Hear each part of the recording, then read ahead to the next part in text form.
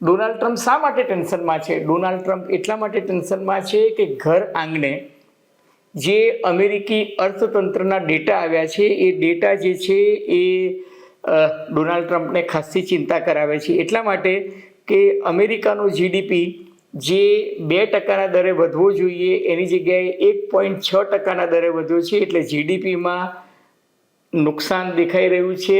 અર્થતંત્રનો વિકાસ કે વૃદ્ધિ જે દ્રષ્ટિએ થવી જોઈતી હતી એના પર બ્રેક લાગી છે. અને એનું મુખ્ય કારણ એ છે કે અમેરિકાએ ઈરાન સાથે જે યુદ્ધ કર્યું એને કારણે અમેરિકામાં ભયંકર મોંઘવારી વધી છે. અમેરિકામાં ફુગાવાનો દર કે જે અમેરિકન તજજ્ઞોના આકલન અનુસાર 2% હોવો જોઈએ એની જગ્યાએ ફુગાવાનો દર જે છે એ 4% થઈ ગયો છે. અમેરિકામાં ગેસોલિન એટલે કે પેટ્રોલ એનો જે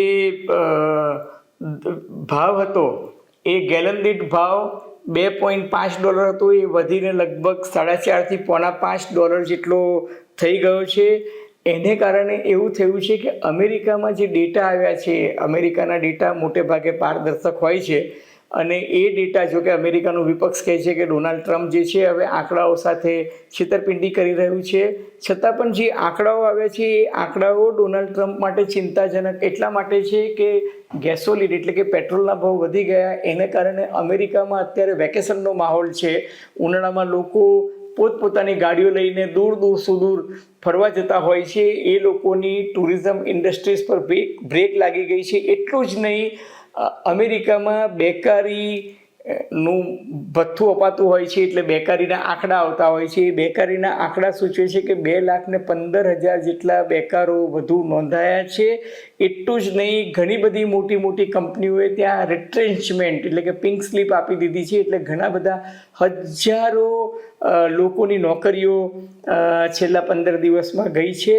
અને સૌથી મહત્ત્વની વાત, ડોનાલ્ડ ટ્રમ્પ હંમેશા અમેરિકન ફેડરલ બેંકના ચેરમેન જે હતા મિસ્ટર પોવેલ, એની પર બહુ જ ગિન્નાતા હતા, એની પર બહુ જ અકળાતા હતા અને જાહેરમાં એને ભાંડતા હતા. અને હવે એમને પોતાની પસંદગીના ચેરમેન મૂક્યા છે, છતાં પણ એમને સ્પષ્ટ રીતે સોય ઝાટકીને કહી દીધું છે કે નિકટના ભવિષ્યમાં રેટ ઓફ ઇન્ટરેસ્ટ એટલે કે વ્યાજના દર ઘટે એવી કોઈ સંભાવના દેખાતી નથી.